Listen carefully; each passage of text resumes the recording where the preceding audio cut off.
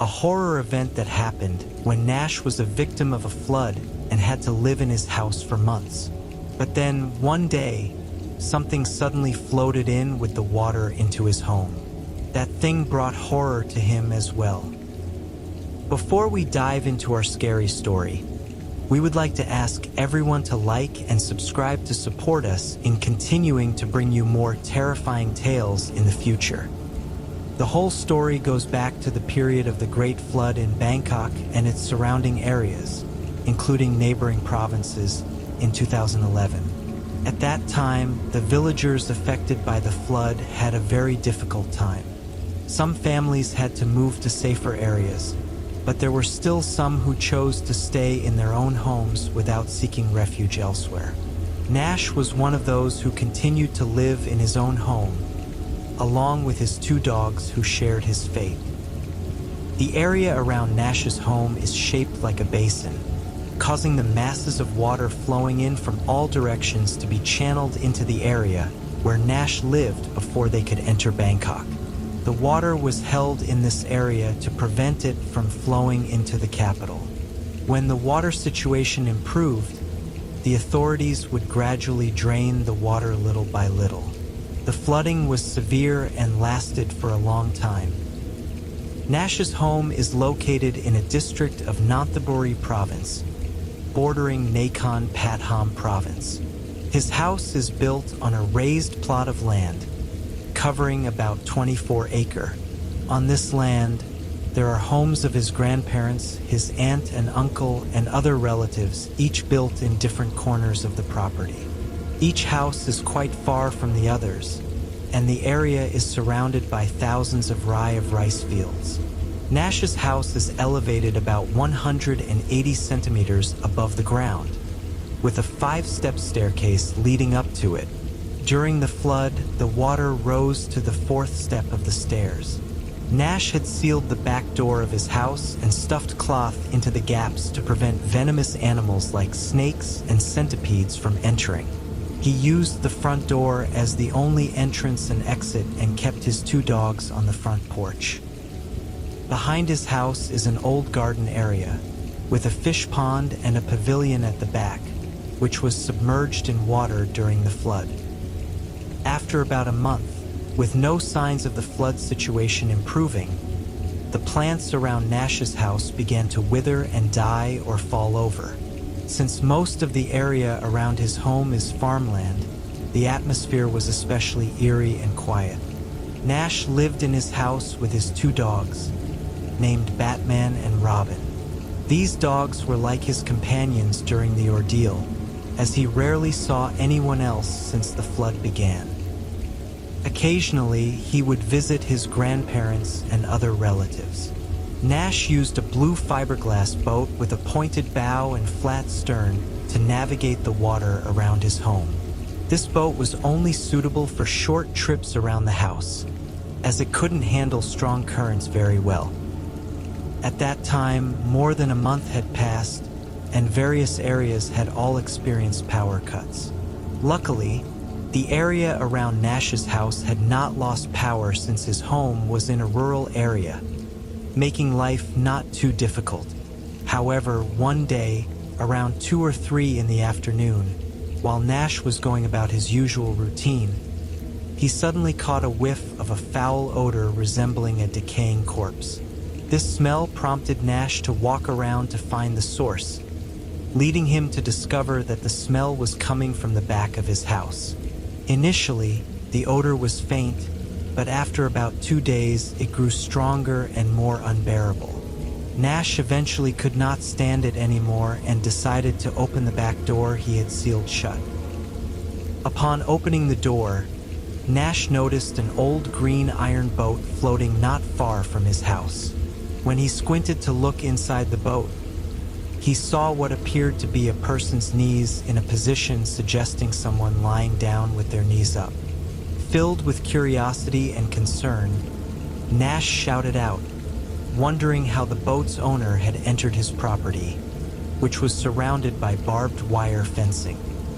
He then fired his BB gun toward the boat, hoping to elicit some response from whoever was inside.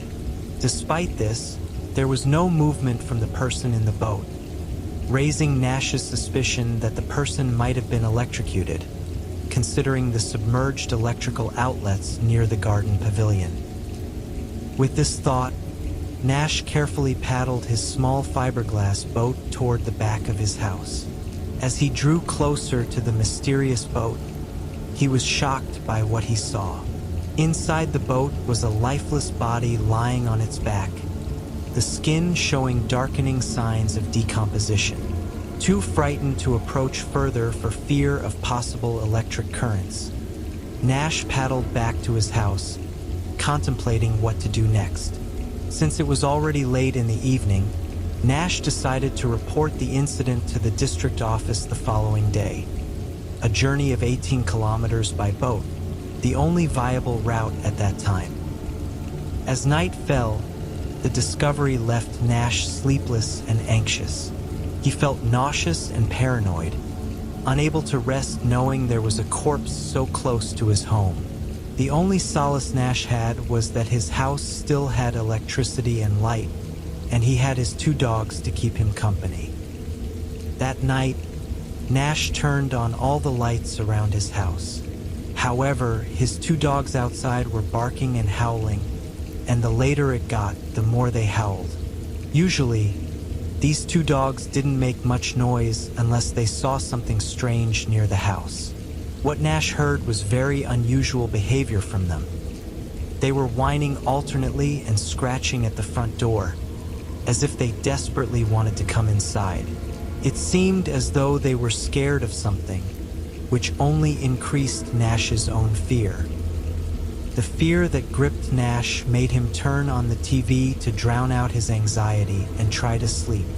Suddenly, something banged against the wall near his bed, making a loud noise several times. There was a window next to his bed. Thinking that debris might have floated and hit his house due to the water currents, he initially assumed it was just some random flotsam. However, as he listened more intently, he realized it was something solid hitting the wall. Curious, Nash got up and opened the window to look outside. To his horror, he saw the same old green iron boat with the corpse lying on it. Startled, Nash slammed the window shut, wondering how that boat had drifted to his house. He quickly ran to another room out of sheer fear. Meanwhile, the 2 dogs outside continued barking and howling, scratching at the door incessantly. Nash cracked the door open to yell at them, but before he could say anything, the dogs burst inside the house. At that moment, both the dogs and Nash were equally terrified of the ghost. Nash then ran to another room, a prayer room with the 2 dogs following him, still howling. After a while, the same banging noise came again. Nash, choosing to do the same as before, got up and opened the window in the prayer room to look outside. Once more, he was horrified to see the boat with the corpse hitting the wall on the prayer room side. The boat floating around the house to the other side seemed almost impossible. Terrified, Nash wet his pants and huddled with the dogs in the prayer room, not knowing how long he stayed there. The dogs continued to bark and howl intermittently throughout the night. That night, Nash didn't sleep at all. The next morning, Nash decided to paddle his small boat towards the district office. This journey was excruciating due to the long distance of over 18 kilometers, and his fiber boat was of low quality, barely able to support Nash's 105-kilogram weight. Nash's journey was arduous. Whenever he encountered shallow water, he had to get out and drag his boat along.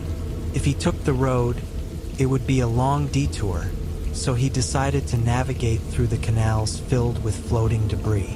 The atmosphere as he paddled along was eerie. The houses looked abandoned, adding to the haunting feel. The houses built on the ground were almost completely submerged, with only the roofs visible. It took Nash about 6 to 7 hours to travel, and by around 3 p.m., he arrived at a temple where an emergency tent was set up. At the temple, there were only a few officers because many were dispersed to help flood victims at various points. Nash approached an elderly volunteer and explained his situation. The volunteer advised him to report the matter to the police station, which was about 5 to 6 kilometers away. Upon hearing this, Nash thought to himself how impossible it would be to get there since it was getting late. He still had to paddle back home, a long way, and his 2 dogs were waiting. He decided to recount the entire incident to the volunteer in detail, providing the location of his house and asking the volunteer to inform the authorities for assistance. The volunteer promised to relay Nash's message to the officials. After the conversation, Nash immediately began his journey back home. The return trip was somewhat easier as he paddled with the water current. Finally, around 8 p.m., Nash arrived near his house. To his dismay, he saw the same boat with the corpse had drifted and was now blocking his way home. His 2 dogs on the porch were barking incessantly. Nash struggled to find a long stick to push the boat away from his entrance. Eventually, after much difficulty, he managed to push the boat far enough to get inside. However, the boat continued to drift back and forth near his house. On the second night, Nash brought his 2 dogs inside again. Both man and dogs huddled together in fear. Around 3 a.m., Nash was still awake when suddenly the lights went out, plunging the surroundings into complete darkness. Even more chilling, the insects that usually chirped at night fell silent all at once, as if someone had turned off a speaker. At that moment, everything was so quiet that Nash could hear his own breathing. Moreover, the 2 dogs that had been making noise all along now lay silently, adding to the eerie atmosphere. Nash thought to himself that the dogs must be as scared as he was. Nash fumbled through the darkness to find a candle to light. However, when the candlelight finally illuminated the room, it made him feel even more frightened for some inexplicable reason. The dim, amber light from the candle cast shadows that made Nash paranoid, fearing that a ghost might suddenly appear inside the house. He had no choice but to sit in the darkness for about 2 hours until the electricity came back on. As soon as the power was restored, Nash quickly rushed to turn on all the lights in the house. That night, Nash once again couldn't sleep. He kept pacing around the house anxiously, with the smell of the corpse constantly hitting his nose. When he opened the window to glance outside, he saw that the boat with the corpse had floated back to the side of his house and remained there. The next morning, Nash waited anxiously, hoping someone would come to help. Time seemed to pass slowly, and the body in the boat had decomposed further, emitting a nauseating stench. It wasn't the same musty smell as before. It had become an overpowering rotten odor that made Nash want to vomit. There were even occasional popping sounds from the boat, which Nash assumed were from the gases escaping the decomposing body. During this time, Nash could only wait with hope. Around 3 or 4 p.m., he spotted a motorized rubber boat speeding down the canal with 3 officials on board. As the boat docked at Nash's house, the officials quickly inspected the boat with the corpse, wrapped the body in a cloth, and transferred it to their rubber boat. After they finished moving the corpse, one of the officials asked if they could leave the boat with the body at Nash's house temporarily. But Nash refused vehemently, saying, "Take it away, please. Don't leave it here with me. I beg you." Eventually, the officials decided to tow the metal boat behind their rubber boat and slowly set off from Nash's house. However, they hadn't gone more than 200 meters before the officials' boat got caught on a barbed wire fence, causing it to deflate instantly. Nash was confused, wondering why the boat hadn't hit the wire on the way in. He surmised that the added weight of the boat was the reason, causing it to sink just enough to snag on the wire.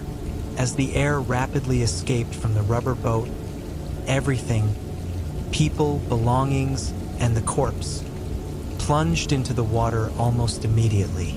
Nash noted that the water at that spot was neck deep. Seeing this, Nash quickly paddled his small boat over to help as much as he could.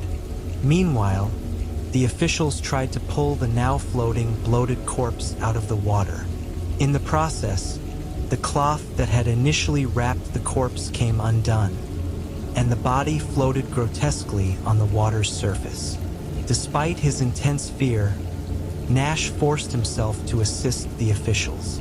The sight of the bloated, half-submerged corpse and the neck-deep water made the task of retrieving the body extremely difficult for Nash and the three officials. Moreover, the officials were hesitant to handle the corpse too roughly, fearing that its parts might come apart. Finally, they managed to place the body back onto the metal boat.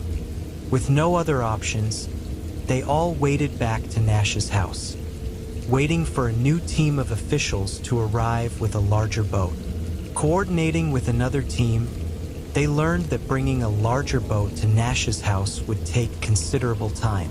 While waiting, one of the officials speculated that the deceased probably hadn't died from electrocution, noting that the condition of the body did not match what they typically saw in such cases. By around 10 p.m., they received word that the larger boat couldn't reach Nash's house.